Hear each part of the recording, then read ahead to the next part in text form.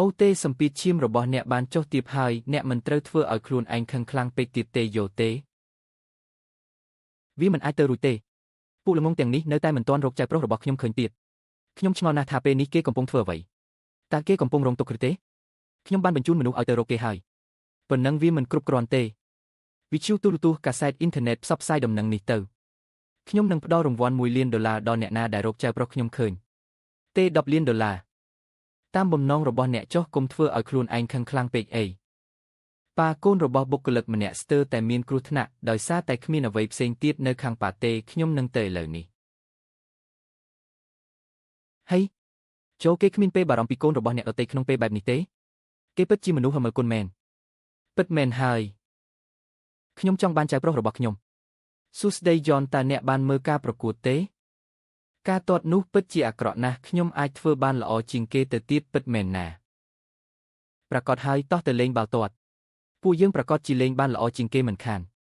នៃទីនេះជាមន្ទីរពេទ្យណាអាចជួយរក្សាភាពស្ងប់ស្ងាត់បានទេអ្នកគិតថាវាទេអញ្ចឹងទៅនៅបន្ទប់ឯកជនទៅក្រហើយនៅចង់បានច្រើនទៀតមានការប្រកាសពិសេសមួយគ្រូសាឡៃមានអ្នកបន្តវេនហើយគាត់កំពុងធ្វើការស្វែងរកពីពេញទីក្រុងអ្នកដែលមានព័ត៌មានគួរតែតាក់ទងទៅគ្រូសាឡៃអ្នកនឹងទទួលបានរង្វាន់តើអ្នកគិតថាកូនប្រុសរបស់អ្នកគឺជាកូនរបស់បុរសដែលអ្នកមានបំផុតមែនទេពិតជាអួតអាងណាស់តើអ្នកអាចនិយាយបែបនេះបានដោយរបៀបណា Sophie លោក Line Sophie លោក Line ហេតុអ្វីបានជាលោកនៅទីនេះតើនោះជាកូនរបស់នាងមែនទេកូនប្រុសរបស់ខ្ញុំគួរឲ្យស្រឡាញ់ជាងគេឆ្ងាយណាស់ចេញមកក្រៅជាមួយខ្ញុំមកលោក Line អាឡែស៊ីរបស់កូនប្រុសខ្ញុំបាត់អស់ហើយអរគុណសម្រាប់ថ្នាំLiam បានបង់ថ្លៃមន្ទីរពេទ្យឲ្យអ្នករួចហើយខ្ញុំក៏នឹងផ្ដល់ការឈប់សម្រាកឲ្យអ្នក3ថ្ងៃទៀតដែរដើម្បីឲ្យអ្នកអាចមើលថែទាំកូនប្រុសរបស់អ្នក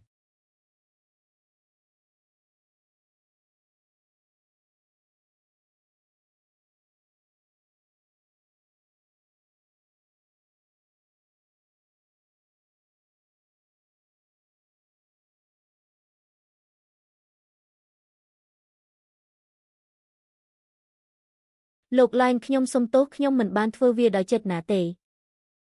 ខ្ញុំរវល់ណាស់ខ្ញុំទៅឥឡូវនេះហើយលាហើយលោក Line មើលថែខ្លួនផងអរគុណច្រើនបងស្រីបងស្អាតណាស់បងច្បាស់ជាមានមិត្តប្រុសច្រើនហើយបងនៅ live នៅឡើយទេមិនពិតទេបុរសទាំងនោះច្បាស់ជាខ្វាក់ភ្នែកអស់ហើយប៉ុន្តែមិនអីទេចាំខ្ញុំធំឡើងខ្ញុំនឹងតាមស្រឡាញ់បងប្អូនពិតជាពូកែនិយាយផ្អែមល្ហែមមែនតើអ្នកឃើញលោកនាយកទេការណាត់ជួបត្រូវបានកក់ពេញអស់ហើយក្នុងខែនេះខ្ញុំចង់ឲ្យគាត់ជួយឲ្យខ្ញុំបានជួបដែរតើអ្នកដឹងទេថាលោកនាយកនៅឯណាខ្ញុំមិនគួរនិយាយទេប៉ុន្តែខ្ញុំនឹងប្រាប់អ្នកជាសម្ងាត់គាត់កំពុងព្យាបាលលោក Line ចាស់នៅក្នុងបន្ទប់វេបនៅជាន់ទី4 Tommy តោះទៅរកគាត់អ្នកអាចទៅម្នាក់ឯងបានតើលោកនាយកប្រហែលជាមិនយល់ព្រមឲ្យអ្នកជួបផងហេតុអ្វីបានជាអ្នកនាំគេមកដែរគ្រូពេទ្យមានចិត្តមេត្តាណាស់ប្រសិនបើលោកនាយកឃើញថា Tommy គួរឲ្យស្រឡាញ់យ៉ាងណាគាត់ប្រកាសជាសុខចិត្តឲ្យពួកយើងជួបមិនខានអ្នកនិយាយត្រូវហើយអ្នកពិតជាឆ្លាតមែនតោះទៅ Tommy មកជាមួយម៉ាក់លោក Line ចាស់នឹងជួយខ្ញុំប្រសិនបើខ្ញុំធ្វើឲ្យគាត់សប្បាយចិត្ត Lucas នឹងអនុញ្ញាតឲ្យខ្ញុំត្រឡប់ទៅធ្វើការវិញអ្នកនាងទីនេះគឺជាបន្ទប់វេបណាស់អ្នកក្រៅមិនអាចចូលបានទេខ្ញុំសុំទោសខ្ញុំចង់ជួបលោកនាយកតើអ្នកអាចជួយប្រាប់គាត់បន្តិចបានទេលោកនាយកកំពុងព្យាបាលលោក Line ចាស់សូមចាក់ចេញជាបន្ទាន់មានតែលោកនាយកទេដែលអាចព្យាបាលដៃកូនប្រុសខ្ញុំបានខ្ញុំអាចចាំគាត់នៅទីនេះបានប្រសិនបើអ្នកមិនអាចប្រាប់គាត់ខ្ញុំនឹងមិនរំខានលោក Line ចាស់ទេអ្នកគ្មានសិទ្ធិនៅទីនេះទេគឺអ្នកទៀតហើយ Sophie Gray អ្នកគួរតែដឹងពីឋានៈរបស់ខ្លួនឯងលោកនាយកកំពុងព្យាបាលលោក Line ចាស់ជីវិតដែលគ្មានតម្លៃរបស់កូនប្រុសអ្នកមិនអាចប្រៀបធៀបជាមួយលោក Line ចាស់បានទេវាមិនមែនជារឿងរបស់អ្នកទេវាជារឿងរបស់ខ្ញុំប្រសិនបើអ្នករំខានលោក Line ចាស់ខ្ញុំនឹងមិនឲ្យអ្នកជួបលោកនាយកទេដរាបណាខ្ញុំនៅទីនេះថ្ងៃនេះចេញទៅឥឡូវនេះតើអ្នកហ៊ានដេញខ្ញុំចេញផងអ្នកជាអ្នកធ្វើឲ្យដៃកូនប្រុសខ្ញុំទៅជាបែបនេះតើអ្នកកំពុងព្យាយាមធ្វើពុតជាមានគ្រោះថ្នាក់ម្ដងទៀតមែនទេអ្នកចង់ទម្លាក់កំហុសមកលើខ្ញុំមែនទេគេធ្វើវាដោយខ្លួនឯងទេតើនេះជារឿងរបស់ខ្ញុំដោយរបៀបណាខ្ញុំមិនចង់ប្រកែកជាមួយអ្នកទេជិះចេញទៅខ្ញុំប្រាប់អ្នកហើយថាខ្ញុំនឹងមិនឲ្យអ្នកជួបលោកនាយកទេដរាបណាខ្ញុំនៅទីនេះថ្ងៃនេះខ្ញុំក៏បានប្រាប់អ្នកដែរថាខ្ញុំនឹងមិនទៅណាទេរហូតដល់ខ្ញុំបានជួបលោកនាយក Sophie Gray កុំធ្វើខ្លួនជាមនុស្សគ្មានសណ្ដាប់ធ្នាប់តើអ្នកនៅចាំទីនេះធ្វើអីទៀតប្រញាប់ឡើងដេញនាងចេញទៅសូមចាក់ចេញជាបន្ទាន់ខ្ញុំគ្រាន់តែចង់ជួបលោកនាយកប៉ុណ្ណោះខ្ញុំនឹងចេញទៅភ្លាមនៅពេលដែលខ្ញុំបានជួបលោកនាយក Sophie តើអ្នកអាចយល់ពីអ្វីដែលខ្ញុំកំពុងនិយាយទេប្រញាប់ឡើងហើយចេញទៅឲ្យបាត់ទៅសុទ្ធតែពួកសម្រាមដែលគ្មានប្រយោជន៍តើពួកគេពិតជាបានខិតខំស្វែងរកចៅប្រុសរបស់ខ្ញុំមែនឬទេ លោកឡែងចាស់សម្ពាធឈាមរបស់អ្នកទីបំផុតមានលំនឹងហើយកុំខឹងខ្លាំងពេកអីបើមិនដូច្នោះទេអ្នកអាចនឹងមានគ្រោះថ្នាក់សរសៃឈាមខួរក្បាលខ្ញុំមិនខ្វល់ថាពីឈាមរបស់ខ្ញុំមានលំនឹងឬអត់នោះទេខ្ញុំនឹងមិនអាចទ្រាំបានទេប្រសិនបើពួកគេរកចៅប្រុសខ្ញុំមិនឃើញខ្ញុំប្រាប់អ្នកថាប្រសិនបើអ្នកធ្វើឲ្យខ្ញុំខឹងរហូតដល់ស្លាប់អ្នកនឹងក្លាយជាមនុស្សដំបូងដែលខ្ញុំនាំទៅជាមួយអ្នកនឹងបន្តធ្វើជាគ្រូពេទ្យរបស់ខ្ញុំនៅជាតិក្រោយក៏អ៊ំធ្វើបែបនេះអីខ្ញុំមិនមានបំណងប្រមាថលោកតតែសោះខ្ញុំចង់ជួបលោកនាយកតើអ្នកណាកំពុងស្រែកនៅខាងក្រៅតើអ្នកណាកំពុងស្រែកនៅខាងក្រៅលេងខ្ញុំទៅ Sophie Gray ខ្ញុំទ្រាំជាមួយអ្នកក៏ព្រោះតែខ្ញុំចង់រក្សាការងាររបស់ខ្ញុំប៉ុណ្ណោះតើអ្នកគិតថាខ្ញុំងាយនឹងត្រូវគេធ្វើបាបមែនទេតើអ្នកណាបង្កសម្លេងរំខានទាំងអស់នេះតើអ្នកមិនដឹងទេថាលោកឡែងចាស់ត្រូវការសម្រាក